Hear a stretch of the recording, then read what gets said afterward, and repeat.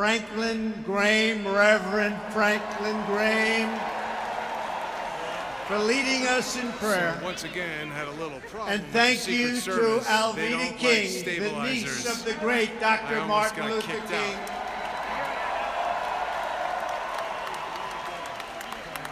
It really shows you that America is indeed a nation of faith. We know that. Well, I'm thrilled to be back in Phoenix, in the great state of Arizona.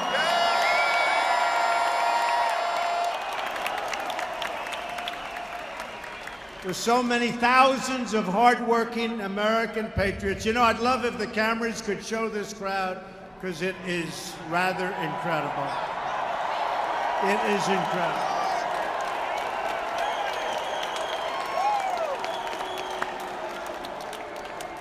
It is incredible. As everybody here remembers, this was the scene of my first rally speech, right? The crowds were so big, almost as big as tonight, that the people said right at the beginning, you know, there's something special happening here. And we went to center stage almost from day one in the debates. We love those debates. But we went to center stage and we never left, right? All of us. We did it together. You were there at the start. You've been there every single day since. And I will never forget. Believe me, Arizona, I will never forget. And I'm here tonight to send a message. We are fully and totally committed to fighting for our agenda, and we will not stop until the job is done.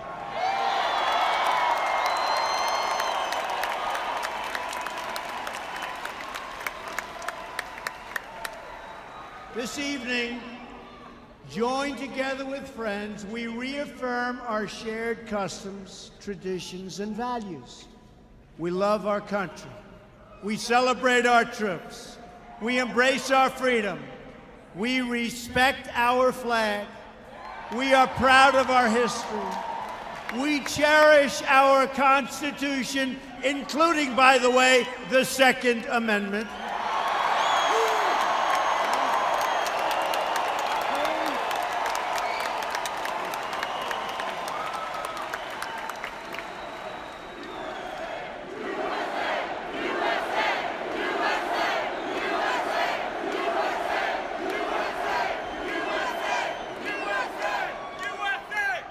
We fully protect religious liberty. We believe in law and order, and we support the incredible men and women of law enforcement. And we pledge our allegiance to one nation under God.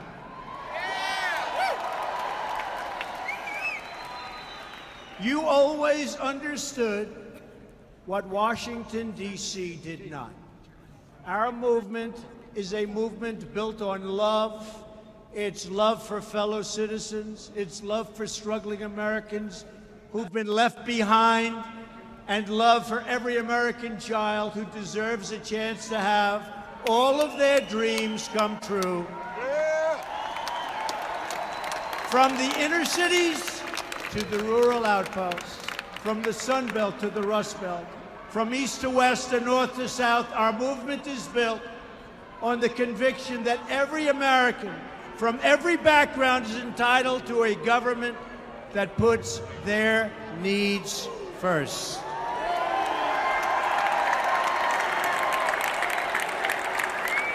It is finally time to rebuild our country, to take care of our people, and to fight for the jobs our great American workers deserve. And that's what we're doing.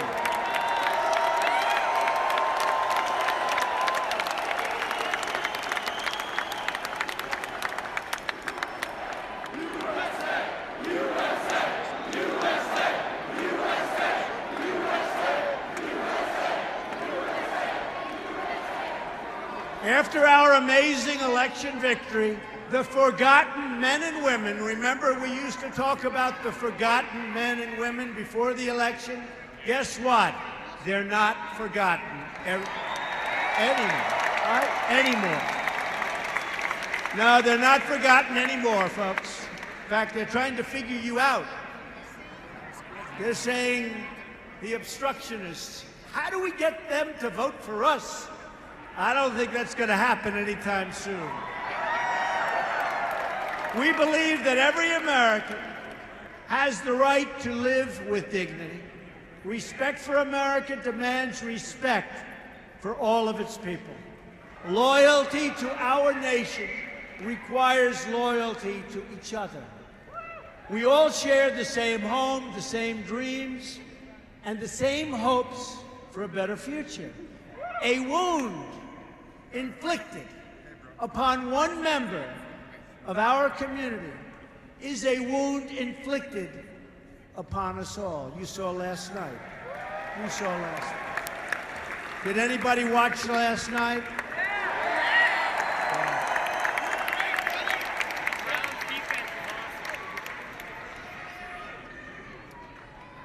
When one part of America hurts, we all hurt. And when one American suffers an injustice, all of America suffers together. We're all together. It's time for us to follow the example of our brave American soldiers, and I was with a lot of them last night, Fort Myers. No matter where they come from, no matter what faith they practice, they form a single, unbreakable team. That's what we are. We're a team. As a nation, we're a team. They're all united by their devotion to our country and to their mission. It's time for all of us to remember that we are all in the same team. We are all Americans, and we all believe right now in America first.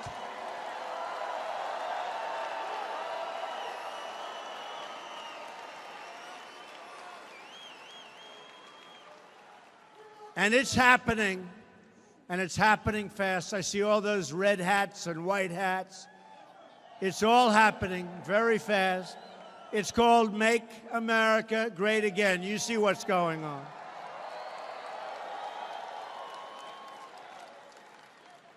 It's coming back very fast. We want every child to succeed, every community to prosper, and every struggling American to have a chance for a better life. What happened in Charlottesville strikes at the core of America.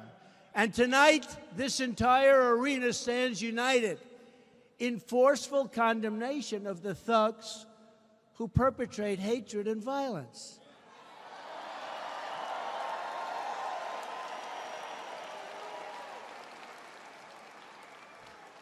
But the very dishonest media, those people right up there with all the cameras,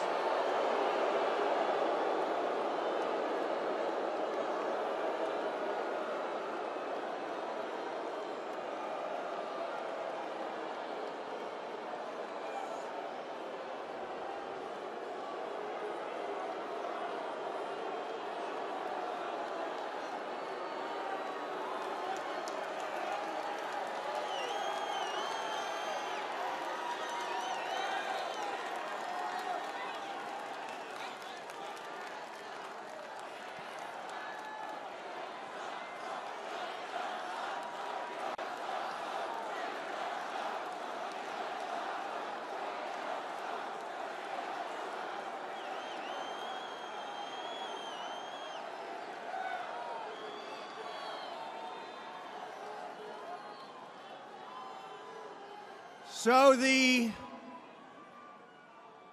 and I mean truly dishonest people in the media and the fake media, they make up stories. They have no sources in many cases. They say a source says there is no such thing, but they don't report the facts. Just like they don't want to report that I spoke out forcefully against hatred, bigotry, and violence, and strongly condemned the neo-Nazis, the white supremacists, and the KKK. I openly called for unity, healing, and love, and they know it because they were all there. So what I did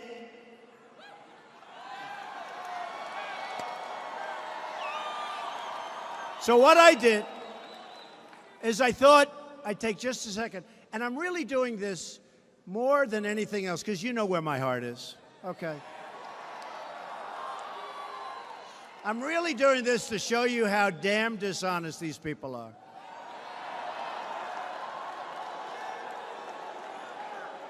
So here is my first statement when I heard about Charlottesville. And I have a home in Charlottesville. A lot of people don't know. Here's the first. Can't believe they haven't figured that one out yet. Now they know. Now they finally know. But I don't want to bore you with this, but it shows you how dishonest they are. And most of you know this anyway. So here's what I said, really fast. Here's what I said on Saturday. We're closely following the terrible events unfolding in Charlottesville, Virginia. This is me speaking. We condemn in the strongest possible terms this egregious display of hatred, bigotry, and violence. That's me speaking on Saturday, right after the event. So I'm condemning the strongest possible terms, egregious display, hatred, bigotry, and violence. Okay, I think you can't do much better, right? Okay, but they didn't want to put this on. They had it on initially, but then when they talked, he didn't say it fast enough. He didn't do it on time. Why did it take a day? He must be a racist. It took a day.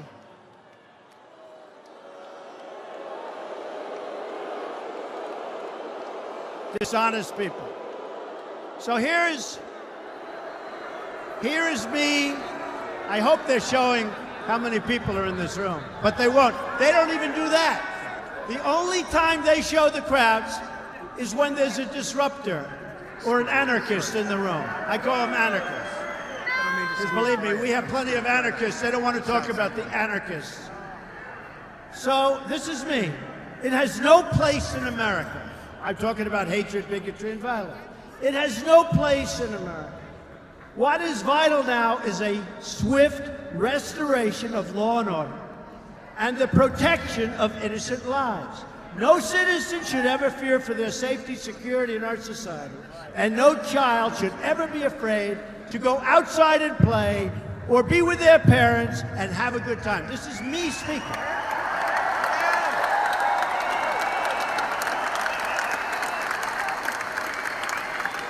Here's further.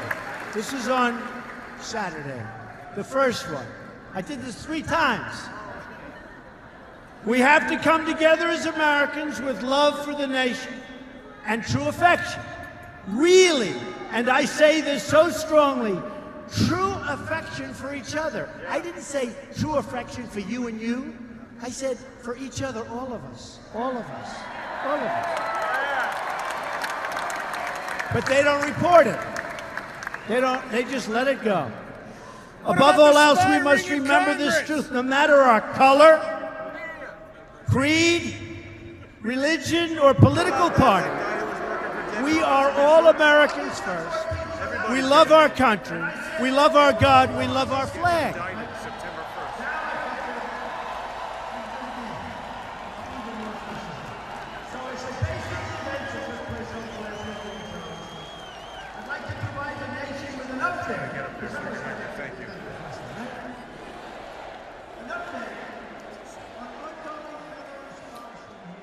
Then I went on. This is my first statement. And they said, remember, they said, well, he wasn't specific enough. Why wasn't he more specific? So in my second statement, I got really specific. And they said, why didn't he do it faster? I'm telling you, folks, look, I know these people probably better than anybody. And a lot of people have a problem with it because, look, what happens with them, if they're doing a story about me, I know if it's honest or false. If you're reading a story about somebody, you don't know. You assume it's honest because it's like the failing New York Times, which is like so bad. It's so bad. Or the Washington Post, which I call a lobbying tool for Amazon. Okay, that's a lobbying tool for Amazon. Or CNN, which is so bad and so pathetic, and their ratings are going down.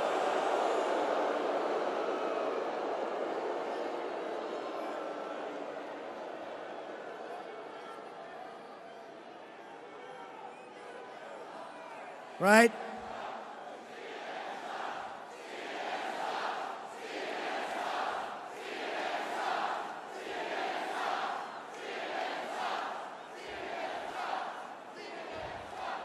But all the network, I mean, CNN is really bad, but ABC this morning, I don't watch it much, but I'm watching in the morning, and they have little George Stephanopoulos talking to Nikki Haley, right? Little George.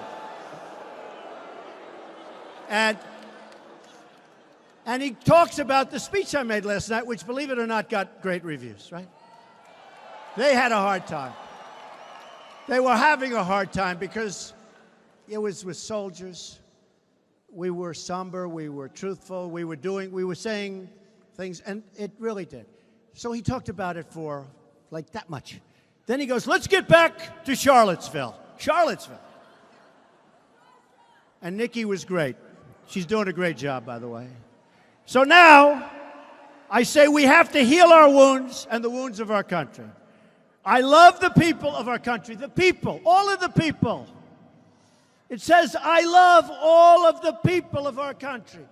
I didn't say I love you because you're black, or I love you because you're white, or I love you because you're from Japan, or you're from China, or you're from Kenya, or you're from Scotland or Sweden. I love all the people of our country.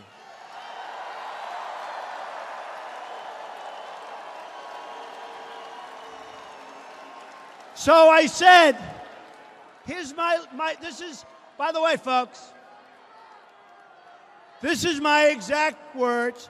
I love all the people of our country. We're going to make America great again, but we're going to make it great for all of the people of the United States of America. And then they say, is he a racist? Is he a racist? Then I did a second one.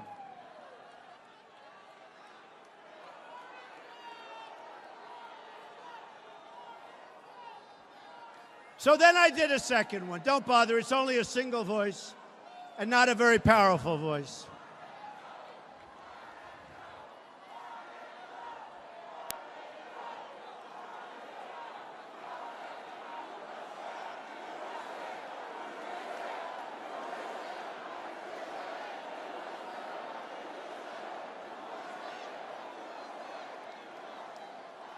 How did he get in here? He's supposed to be with a few people outside. How about all week they're talking about the massive crowds that are going to be outside? Where are they? Well, it's hot out. It is hot. I think it's too warm. You know, they show up in the helmets and the black masks, and they've got clubs and they've got everything. Antifa!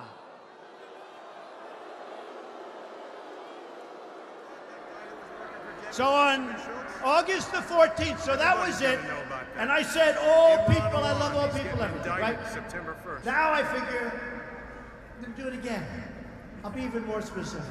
So I said, based on the events that took place over the last weekend in Charlottesville, I'd like to provide the nation with an update, because that was right after the event, the first one, right? An update on ongoing federal response to the horrific attack and violence that was witnessed by everybody.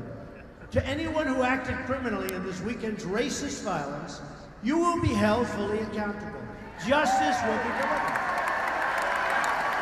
I said, listen to that. I said that, but they don't show that. They don't show it. They'll take one thing like, seriously, he was late was the best thing. He was late. So I said, to anyone who acted criminally in this weekend's racist violence. Okay. Then I go, we must love each other, show affection for each other, and unite together in condemnation of hatred, bigotry, and violence. We must rediscover the bonds of love and loyalty that bring us together as Americans, right? Then I said, racism is evil. Did they report that I said that racism is evil? You know why? Because they are very dishonest people. So I said, racism is evil. Now, they only choose, like a half a sentence here or there, and then they just go on this long rampage, or they put on these real lightweights all around the table that nobody ever heard of, and they all say what a bad guy I am. But, I mean, you ever see anything, and then you wonder why CNN is doing relatively poorly in the ratings. Because they're putting like 7 people, all negative on Trump, and they fired Jeffrey Lord. Poor Jeffrey. Jeffrey Lord. I guess he was getting a little bit fed up, and he was probably fighting back a little too hard. They said, we better get out of here. We get him out. And those who cause violence in its name are criminals and thugs, including the KKK, neo-Nazis, white supremacists, and other hate groups that are repugnant to everything we hold true as Americans. Now, let me ask you, can it be any better than that in all fairness? And I mentioned that, but to the best of my knowledge, when there was a big problem, Barack Obama never said it took place because of radical Islamic terrorists. He never said that, right? He doesn't have to say it. You know why? Because they have a double standard. Because the media is totally dishonest, and they have a double standard. You've never heard them say that. And in fact, if you use the term, you get criticized. But with me, they wanted me to say it. I said it. And I said it very clearly, but they refused to put it on. Those who spread violence in the name of bigotry strike the very core of America. These are my words. This was on Monday, August the 14th. So you had Saturday, you had Monday. I mean, I was going to do one of these every week, but you would never get it right. In times such as these, America has always shown its true character, responding to hate with love, division with unity, and violence with an unwavering resolve for justice. Then I finished. I said, we will defend and protect the sacred rights of all Americans. All is capitalized ×5. Not just you. And we will work together so that every citizen in this blessed land is free to follow their dreams and their hearts and to express the love and joy in their souls. Okay, now, I mean,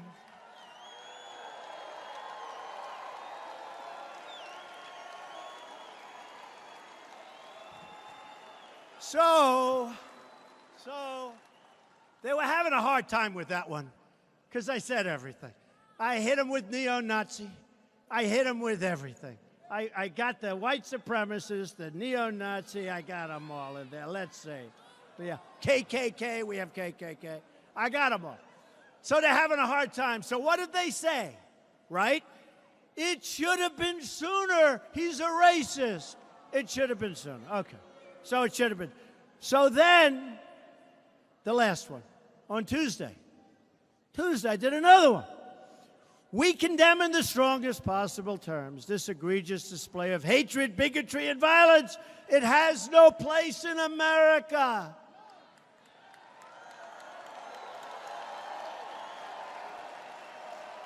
But they also said that he must be a racist because he never mentioned the driver of the car, who is a terrible person, drove the car, and he killed Heather. And it's a terrible thing. But they said I didn't mention. So these are my words. The driver of the car is a murderer. And what he did was a horrible, inexcusable thing. They said I didn't mention. And then they asked me, just to finish it, they asked me, what about race relations in the United States? Now, I have to say they were pretty bad under Barack Obama. That I can tell you. But they asked me the question, and I said, well, I think jobs can have a very big and positive impact. I think if we continue to create jobs like I've done, over 1 million since I've been in office, Way over 1. I think if we continue to create jobs at levels that I'm creating jobs, I think that's going to have a tremendously positive impact on race relations. I do. I do. And the other thing, very important, I believe wages will start going up because we now have the lowest unemployment rate we've had in 17 years. So you're going to see wages go up, right? They haven't gone up for a long time. I believe wages now, because the economy is doing so well with respect to employment and unemployment, I believe wages will start to go up, and I think that will have a tremendously positive impact on race relations. Go on.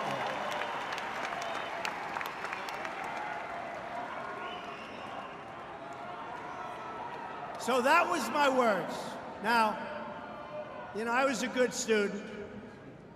I always hear about the elite. You know, the elite, they're elite. I went to better schools than they did. I was a better student than they were. I live in a bigger, more beautiful apartment, and I live in the White House, too, which is really great.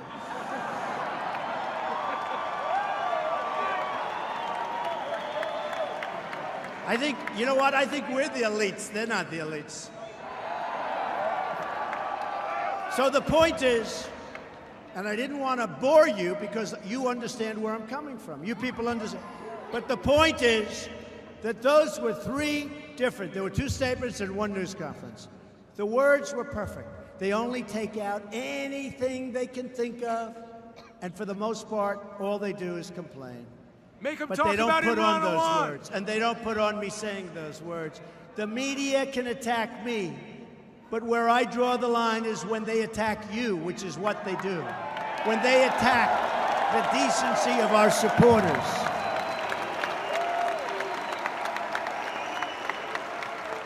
You are honest, hardworking, tax-paying, and by the way, you're overtaxed, but we're going to get your taxes down.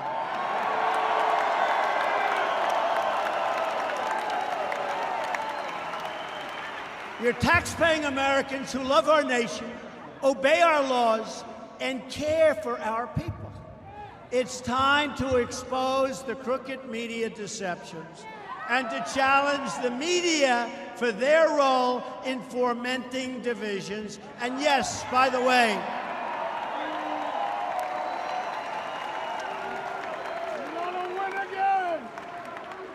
and yes, by the way, they are trying to take away our history and our heritage. You see that.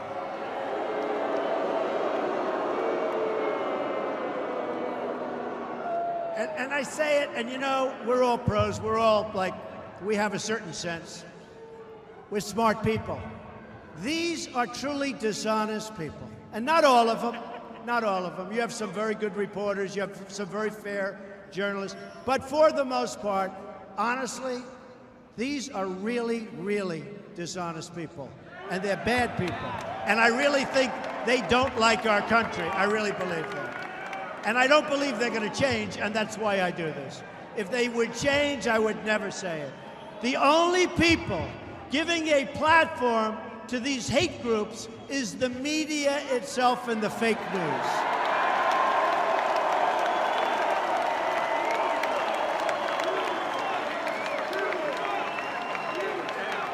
Oh, that's so funny. Look back there. The live red lights, they're turning those suckers off fast. They're turning those lights off fast.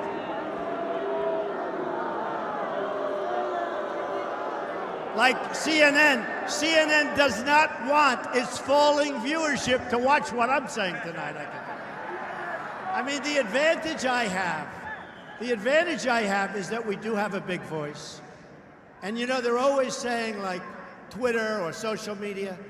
If I didn't have social media, I wouldn't be able to get the word out. I probably wouldn't be standing here, right? I probably wouldn't be standing here. If I don't have social media, I probably would not be standing. And do you ever notice when I go on and I'll put, like, out a tweet or a couple of tweets, he's in a Twitter storm again. I don't do Twitter storms. You know, you'll put on a little tweet, I'm going to be with the veterans today. They'll say, Donald Trump is in a Twitter storm. These are sick people. You know the thing I don't understand? You would think they'd want to make our country great again. And I honestly believe they don't. I honestly believe it. If you want to discover the source of the division in our country, look no further than the fake news and the crooked media, which would rather get ratings and clicks than tell the truth. I mean, the New York Times has written some stories. How about this? The New York Times essentially apologized after I won the election because their coverage was so bad and it was so wrong and they were losing so many subscribers that they practically apologized. I would say they did. They say, well, it wasn't really that much of an apology because they were losing so many people because they were misled. And I figured this is great. And for about 2 weeks, I got good coverage. Then they reverted back and they're worse than ever before. You know, it's like one of those things. The Washington Post is terrible. But these are dishonest. But let me tell you, you have some great honest papers. You have some great networks. I must tell you, Fox has treated me fairly. Fox treated me fairly.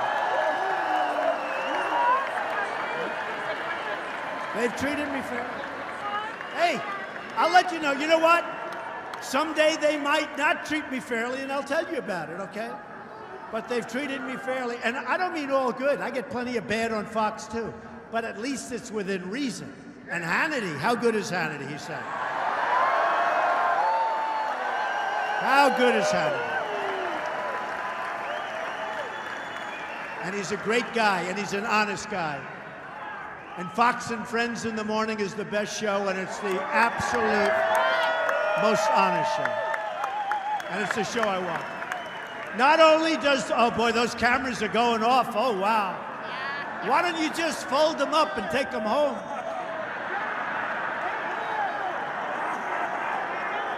Oh, those cameras are going off. Wow.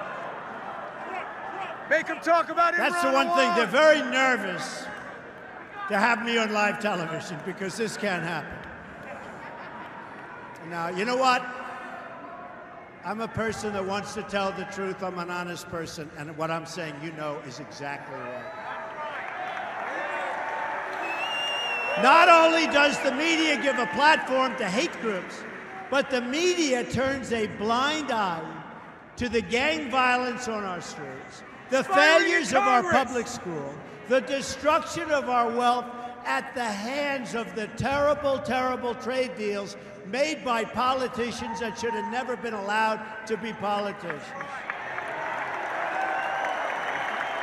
And the unaccountable hostility against our incredible police who work so hard and such a dangerous job.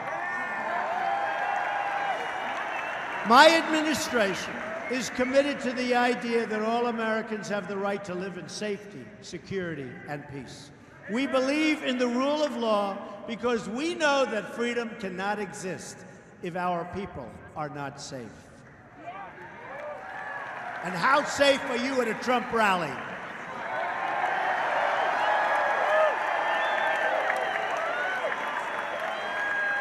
Remember at the beginning, remember when this already started? When this started at the beginning, they used to send in thugs. They'd swing. Oh, people are tougher than them, so it wasn't always very good for them. But they'd send in thugs, and our people would protect themselves, and then you'd go home and you'd watch this violence. Let me tell you, see this room? You got people outside, but not very many. But see this room? You're safe in this room. You're very safe in this room. It's a big room. The most sacred duty of government is to protect the lives of its citizens, and that includes securing our borders and enforcing our immigration laws.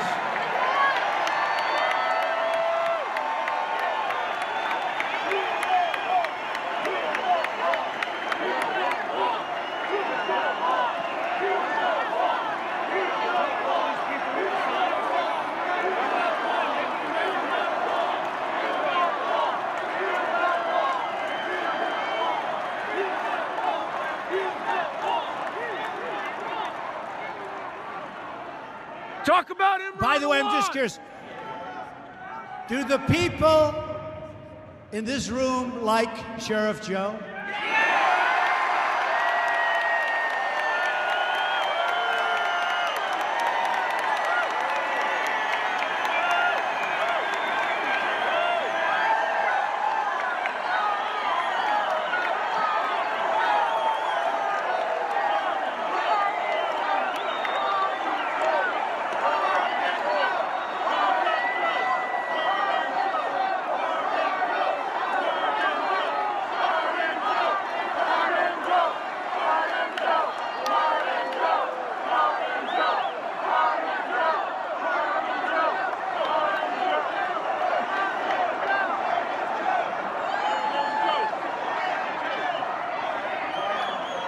So, was Sheriff Joe convicted for doing his job? That's why.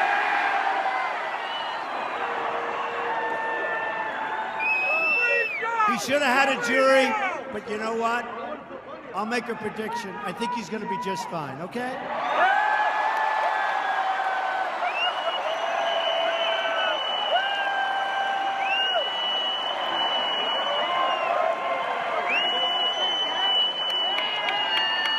But I won't do it tonight because I don't want to cause any controversy. Is that okay?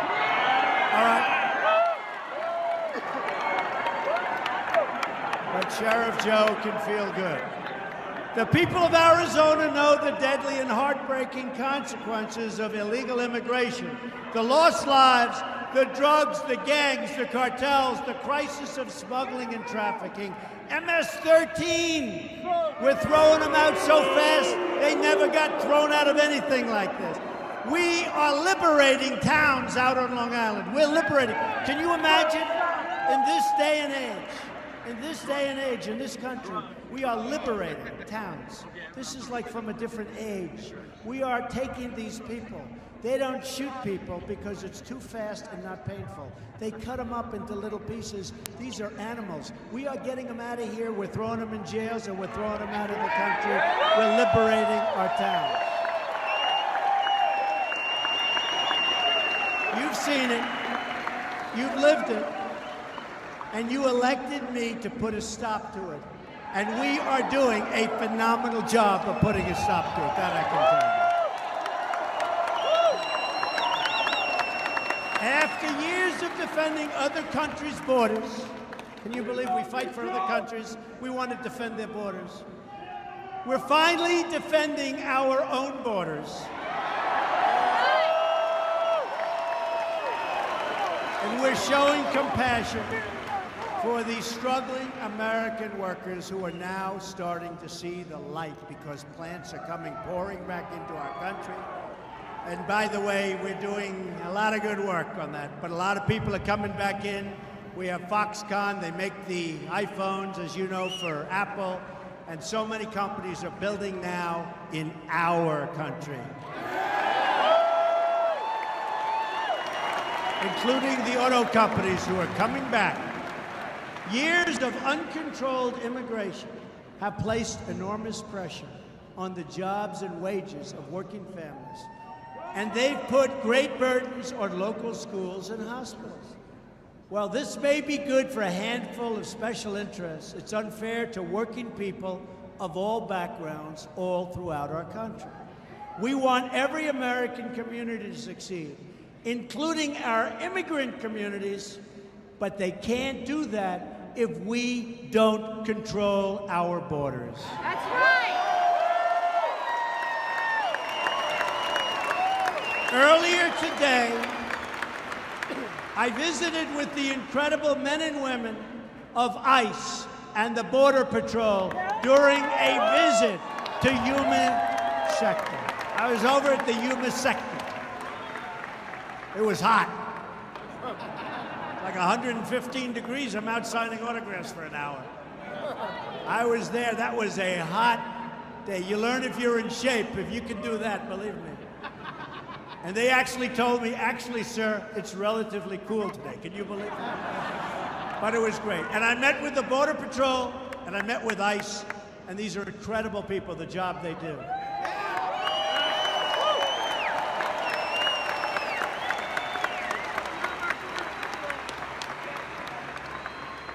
In fact, General Kelly, who was in charge of Homeland Security, where people coming in down 78 and almost 80%. He did so good, I made him my chief of staff, right? That made sense. John, where's John? Where is he? Where's General Kelly? Get him out of here. He's great. He's doing a great job. But we did a lot before anything happened. We did a lot. We respect and cherish our ICE officers and our Border Patrol agents. And we respect and cherish our police officers and our firemen and all of our uniformed service. But during that visit, I heard firsthand from the frontline agents about the security threats they confront each and every day. And I pledged my continued resolve to them and all of you to keep our country safe.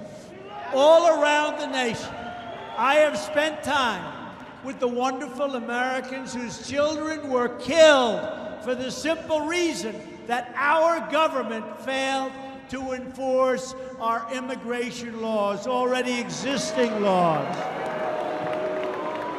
And I promise these families the deaths of their loved ones will not have been in vain. I promise them. I know so many of them. One by one, we are finding the gang members, the drug dealers, and the criminals who prey on our people. We are throwing them out of the country, or we're putting them the hell fast in jail.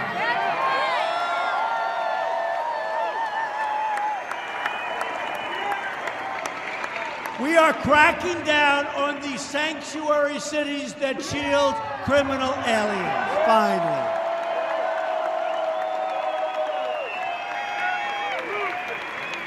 And we are building a wall on the southern border, which is absolutely necessary.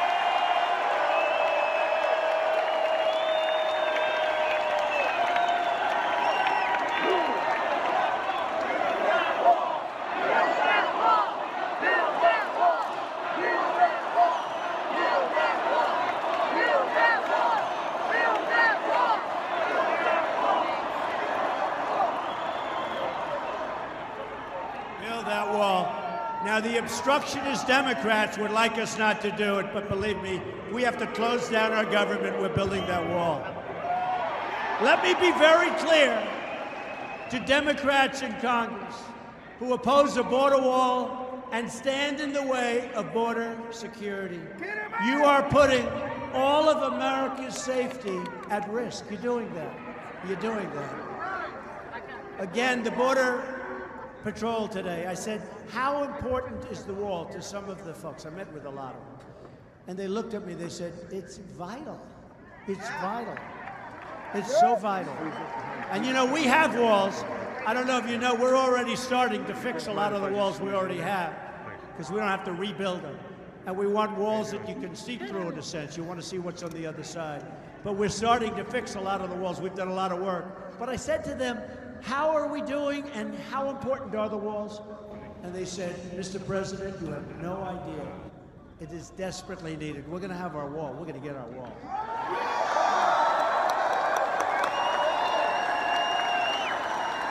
And that wall is also going to help us, very importantly, with the drug problem and the massive amounts of drugs that are pouring across the southern border. My administration will never back down in demanding immigration control. The American people voted for immigration control. That's one of the reasons I'm here. And that is what the American people deserve, and they're going to get it.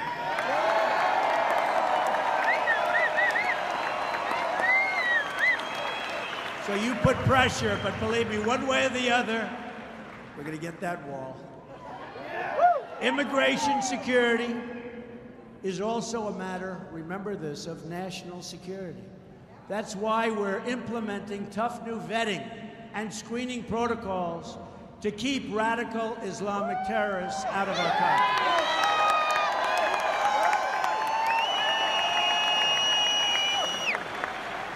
You look at what just happened in Spain and so many other places. Nope. We're really vetting. We're tough. Does anybody want me to be soft on the vetting, or would you like me? Extreme vetting. I came up with that term. Nice. That's what it has to be. What about the spying So I have a in message Congress? for Congress tonight. Your job is to represent American families, American people, American workers. It's your job. You need to represent them on the border, on taxes, on health care, one vote, and on every other issue that affects their lives. And for our friends in the Senate. Oh, boy.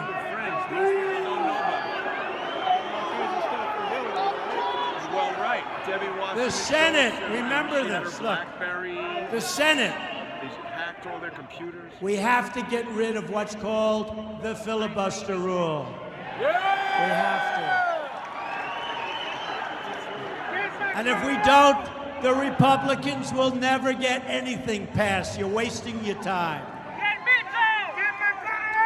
We have to get rid of the filibuster rule. Right now, we need 60 votes, and we have 52 Republicans. That means that 8 Democrats are controlling all of this legislation. We have over 200 bills.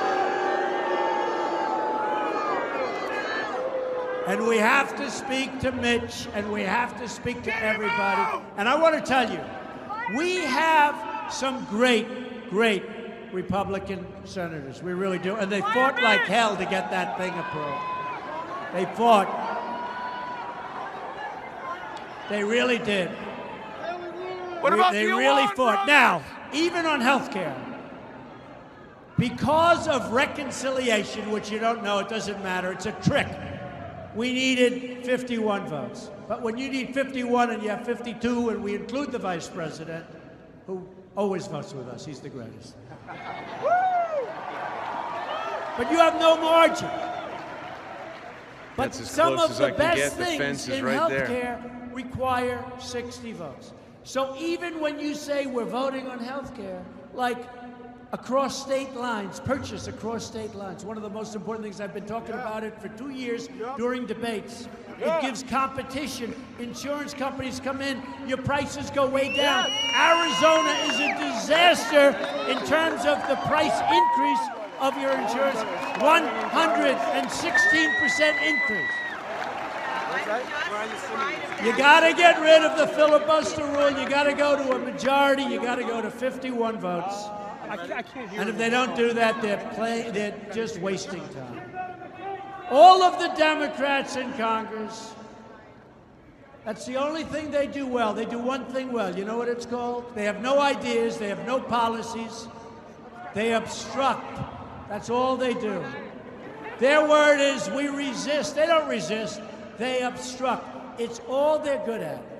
It's all they're good at. That's all they do. On health care, they have 48 Democrats. We got no votes. We got no votes.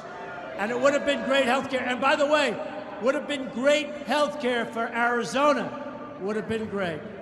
So the Democrats have no ideas, no policy, no vision for the country, other than total socialism, and maybe, frankly, a step beyond socialism from what I'm seeing. One brothers! Send the king back to Saigon! Under their plan for America, your taxes will double or triple, your services will diminish, and your borders will be left wide open for everybody to come in and enjoy our country. Obamacare is a disaster. And think, we were just one vote away from victory after 7 years of everybody proclaiming repeal and replace. One vote away. One vote.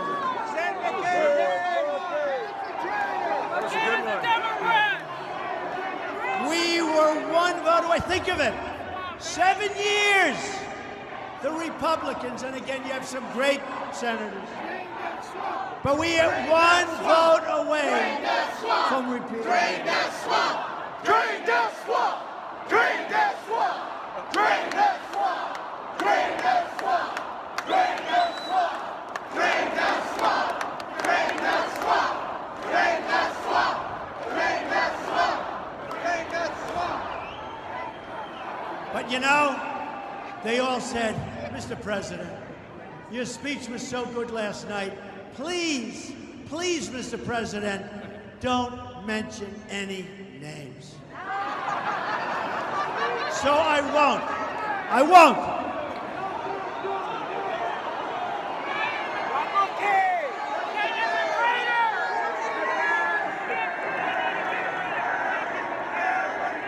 No, I won't vote.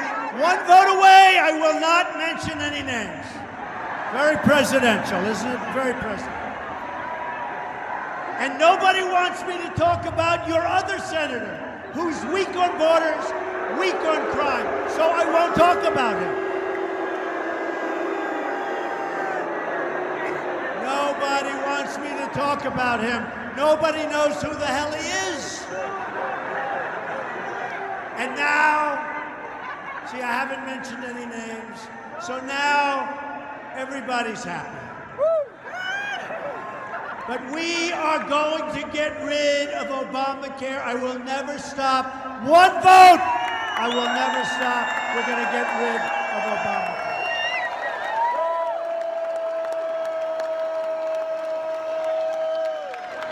Every day we're keeping our promises. And that includes our promises to our great, great veterans. Who's a veteran here?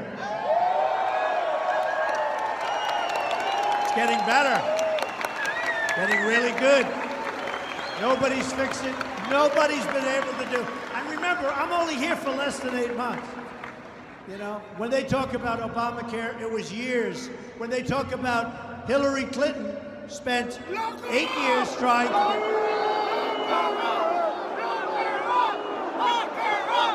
8 years trying to get health care. Lock her up! Lock her up! Lock her up! Lock her up! Lock her up! Lock her up! Lock her up! Lock her up! Lock her up! Lock her up! Lock her up! Lock her up! Well, it's obvious that we won the state of Arizona. Do you agree? It's pretty obvious. And we won it by a lot. And I hear we're winning it by even more right now. But if you think about it, Clinton, they spent 8 years and they weren't able to get health care. Other administrations spent all of their time, they weren't able to get it. Obama, what he did to get it, what he did to get it, including the guy, Gruber. Did you see Gruber got fired yesterday? He got fired because he defrauded somebody or something. Something very bad happened. Check it out. Something happened. Gruber, who lied about Obamacare, who called everybody fools for believing it. Obamacare is gone. It's a disaster. It's gone. Premiums in other states are going up at numbers that are even higher than the state of Arizona. Insurance companies are fleeing, and it's gone. So I really believe that the Republicans, and maybe we'll get a couple of senators that think they're going to lose their race on the Democratic side. But we'll get it fixed. One vote. Speak to your senator, please. Speak to your senator. He's retarded! He's a traitor! We're reforming the VA to ensure our veterans have the care they so richly deserve, including choice. In other words, if you've got to wait for 7 days and you're not feeling well, you go see a doctor, and we pay for your doctor. Isn't that good? Yeah! And we got legislation approved that everybody said was impossible. It's called VA accountability. If somebody treats our veterans badly, we can fire them. We say, you're fired, get out of here. Everybody said you couldn't get that. They've been trying to get that passed for 40 years. We got great legislation. You ever hear these liars back there where they say, but Trump hasn't gotten legislation? I think we've gotten more in a short period of time, in this 7 months. I think we've gotten more than anybody, including Harry Truman, who was #1. But they will tell you we got none. So we got VA accountability so that you can fire people that are treating our veterans badly or aren't doing their job. Isn't that correct?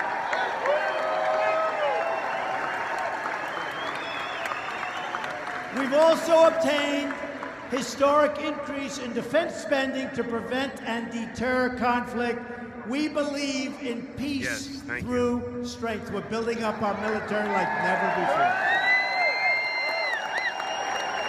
Thousands and thousands of brave Americans have paid the ultimate price for our freedom. Now it's up to us to preserve and protect their legacy. Last night, as you know, I laid out my vision for an honorable and enduring outcome in a very tough place, a place where our country has failed, Afghanistan. This is a place where terrorists are trained, where you have people that are not exactly United States fans. Can I say that? Imran Awan! And I will tell you that what we're going to do with our incredible military, they're going to make unbelievable sacrifices. And they've already made, in some cases, the ultimate sacrifice.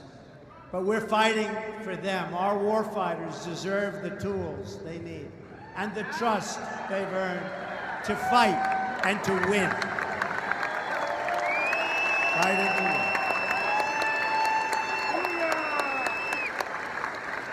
And you see what's going on in North Korea. All of a sudden, I don't know, who knows? But I can tell you what I said, that's not strong enough. Some people said it was too strong. It's not strong enough. But Kim Jong-un, I respect the fact that I believe he is starting to respect us. I respect that fact. Very much. Respect that. What about Imran Awan? And maybe, probably not, but maybe something positive can come about. They won't tell you that. But maybe something positive can come about. Every American deserves a government that protects them, honors them, defends them, and fights for them. And by the way, speaking of that, you have 3 congressmen in the audience. And your governor, who met me at the plane, and he's now inside, but he said, I want to spend my time outside on security. I said, I think that's a great idea, Governor.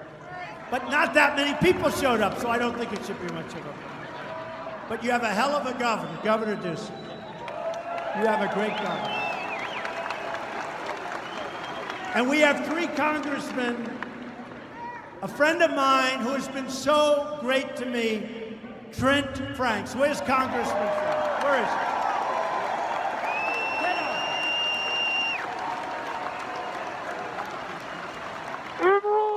Paul Gosar, Congressman. Congressman Andy Biggs. Get up here.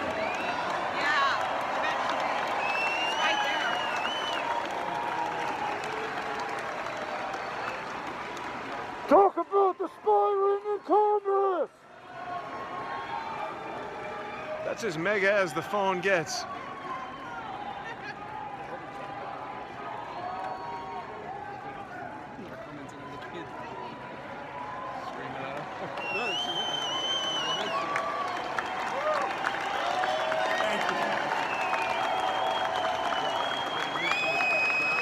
Thank you, Congressman. Never let them go, folks. Never let them. Never lose them.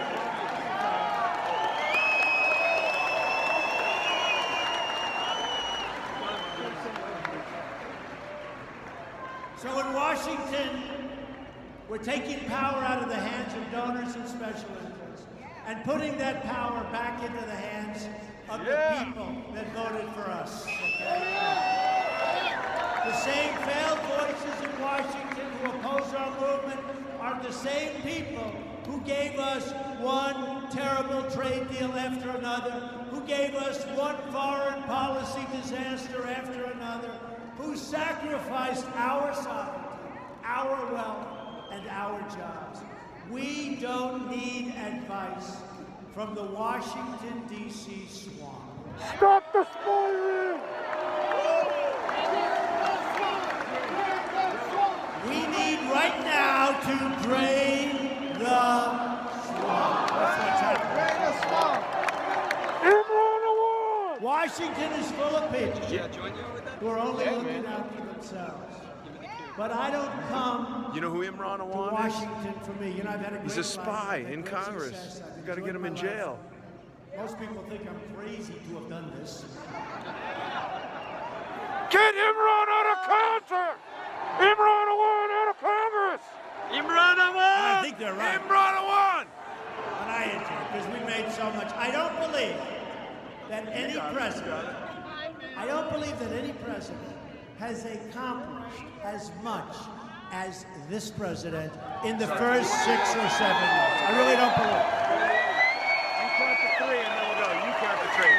1, 2, 3, and then Imran including a great Supreme Court Justice Gorsuch. I came to Washington for you. Your dreams are my dreams. Your hopes are my hopes. And your future is what I'm fighting for each and every day. It's so important. Our agenda is the pro-worker agenda. We've accomplished historic amounts in a short period of time. We've signed more than 50 pieces of legislation. They said we've signed none. We've signed 50. Appointed Justice Gorsuch. Nominated 31 new federal judges with many more on the way.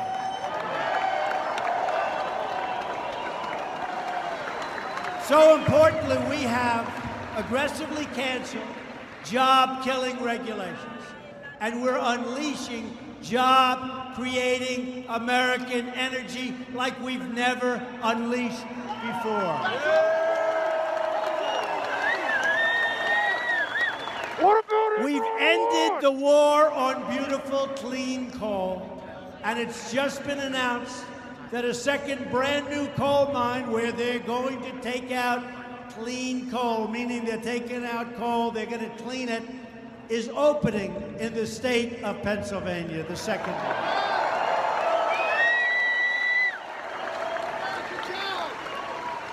And the state of West Virginia, which was way behind and lagging, was now, in terms of GDP increase, second last quarter to the state of Texas. How about that? West Virginia.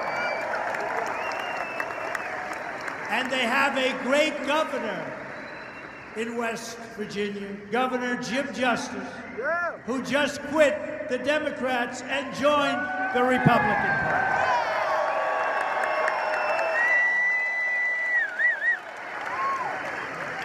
In the proud tradition of America's great leaders, from George Washington, please don't take his statue down, please. Please. Does anybody want George Washington's statue?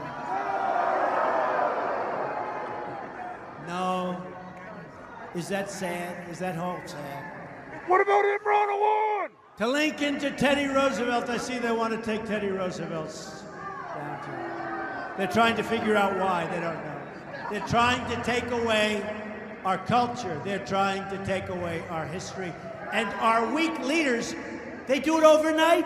These things have been there for 150 years, for 100 years. You go back to a university and it's gone. Weak people. What about the spy ring in Congress? We are going to protect American industry. we are going to protect the American worker. No longer will we allow other countries to close our factories, steal our jobs, and drain our wealth. We are building our future with American hands, American labor, American iron, aluminum, and steel.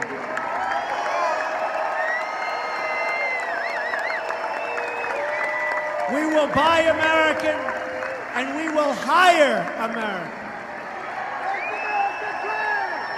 I immediately withdrew the United States from the disastrous Trans-Pacific Partnership. Would have been a disaster.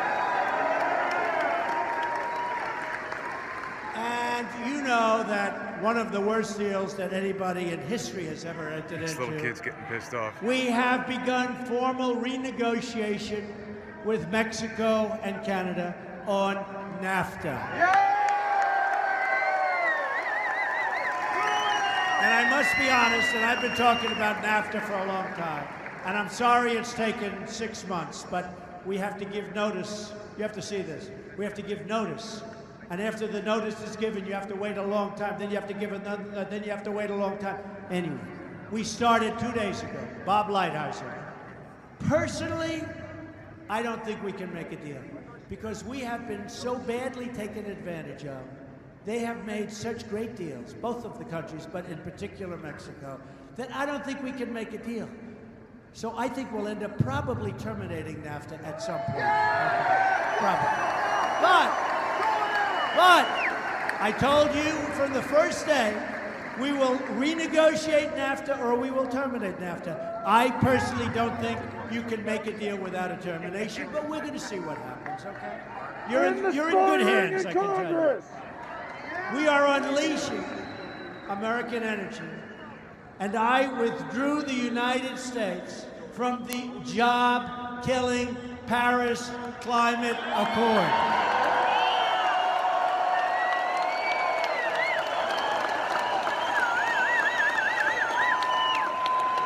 People have no idea how bad that was for this country. Great for other countries. We were like the lapdog. Great for other countries. Our country was so behind. Since I took the oath of office, we've added far more than 1 million jobs in the private sector. Unemployment is right now at almost a 17-year low. Wages are rising. The stock market is at its all-time high in history. And economic growth has surged to 2.6%. Remember, everybody said, you won't bring it up to 1%. You won't bring it up to 1.2%. And we've just started. Those regulations that we've gotten rid of, and we're going to have some regulation, but it's going to be sensible regulation. Those regulations are unleashing our economy. So we have a GDP, was shocking. About 2 weeks ago, it was announced for the quarter, 2.6%. Remember I said we're going to try and hit 3%? We're already at 2.6. Maybe I'll have to increase my offer.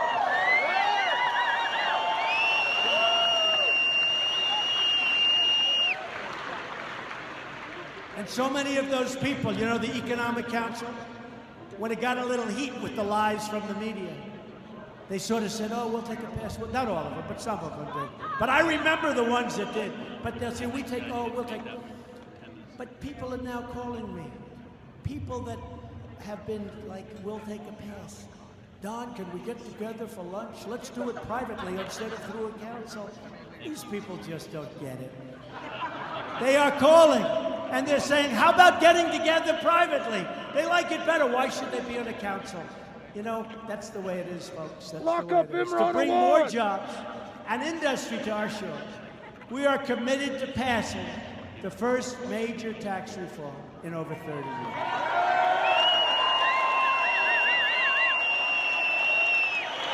Now, we need the help of Congress, please, okay? We need the help of Congress. And we really could use some Democrat help. We're giving you the biggest tax cut in the history of our country. The Democrats are going to find a way to obstruct. If they do, remember, they are stopping you from getting a massive tax cut. Just remember that, okay?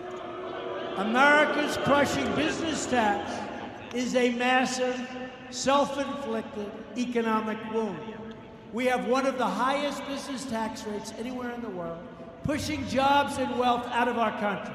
That is why we are going to lower the tax on American business to bring back those companies, bring them back to America. We want more products stamped with the letters made in the USA. Yeah, because it's too...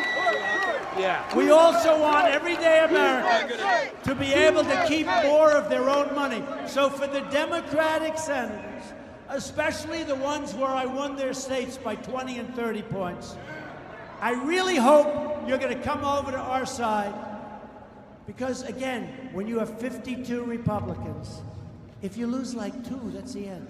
You know what? As good as something is, it's hard to get 51 out of 52. So I hope some of the Democrats that are going to lose their election will come over and give everybody a big, beautiful tax cut, which is going to be great for the economy. It's time to pass a tax cut for the middle-class families. We will make America the best place in the world to hire, grow, and start a business again. We want to lift our people from welfare to work, from dependence to independence, and from poverty to prosperity.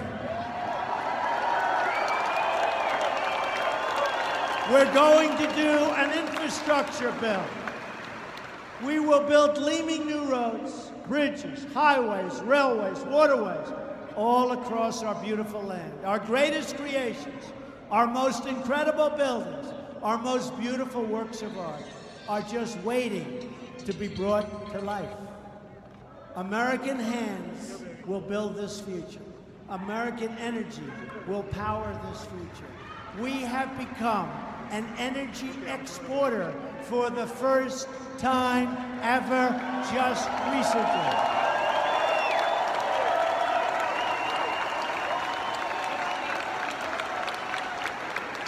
And American workers will bring this future to life.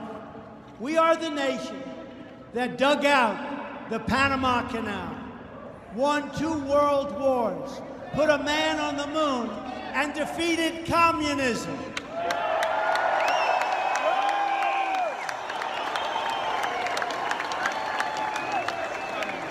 We can do anything.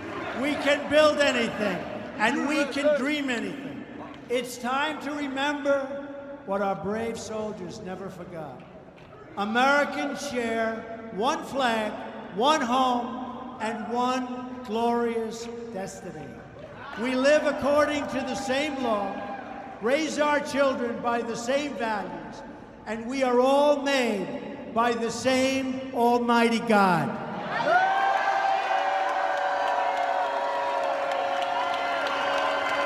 As long as we remember these things, as long as we have enough strength and courage in our souls, then there is no challenge too great, no task too large, no dream beyond our reach. The guy right next to we me are said, Americans, and the future belongs to us. The future belongs to all of you. This is our moment. This is our chance. This is our opportunity to recapture our dynasty like never before, to rebuild our future, to deliver justice for every forgotten man and woman and child in America. Freedom will prevail. Our values will endure. Our citizens will prosper. Arizona will thrive. And our beloved nation will succeed like never, ever before. So to Americans young and old, near and far, in cities small and large, we say these words again tonight. We will make America strong again. We will make America wealthy again. We will make America proud again. Relax, buddy. We will make America safe again. And We will make America great again. Thank you, Arizona. God bless you. Thank you. Thank you.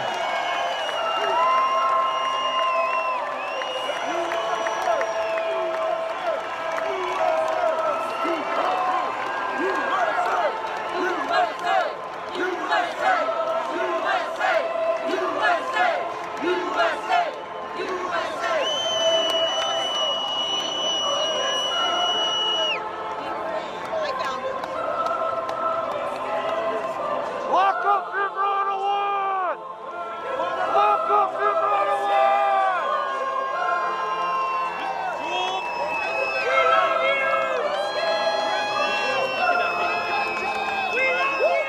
Lock up Imran Awad! Lock up Imran Awad! End the spy ring in Congress! End the spy ring in Congress!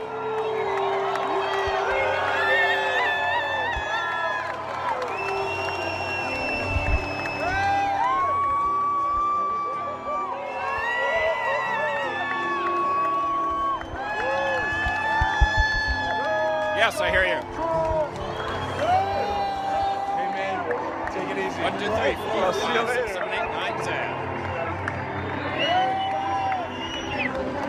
That guy right there is a dick. What? Yeah, take it easy. Yes.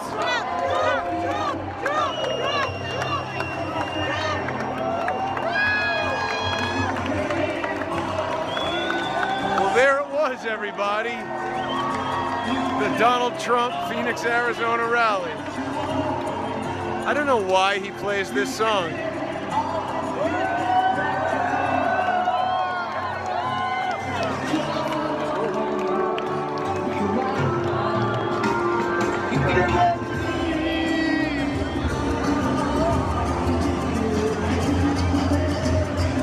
Yeah, I don't know why he plays that song. Oh, and it's gonna monetize the video now too.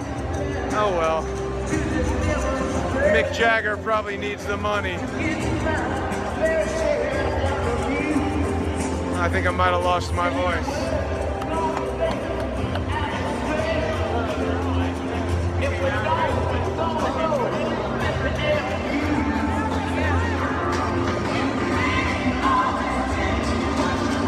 How did everybody like that guy standing in front of me who got all upset at the dude yelling Pizzagate?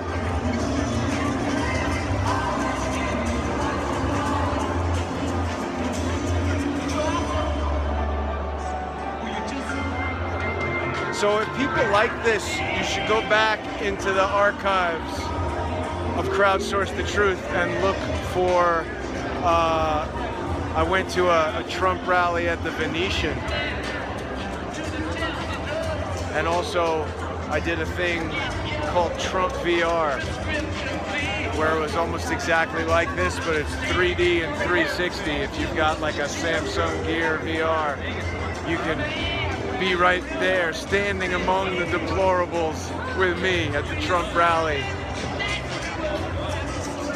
Pizzagate is real, but I was more focused on the Awans at this particular event. I hope he heard me. I lost my voice screaming.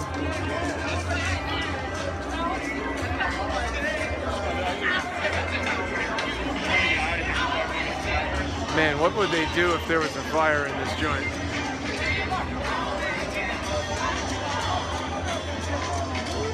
CNN is bad. Yeah, it must have gotten on his mic, right? Everybody should go like listen to this on CNN and see if you hear me screaming. That would be hilarious. Thanks, guys. Well, so here's the unfortunate thing. I spoke to Mike Zullo earlier today, and he declined, very rudely I might add, to grant me an interview. I had spoken to Mike a couple times before in the past, and I was speaking to him about doing a documentary about the research that they did into the fake Obama birth certificate. Yeah, I don't know what's up with Mike Zullo.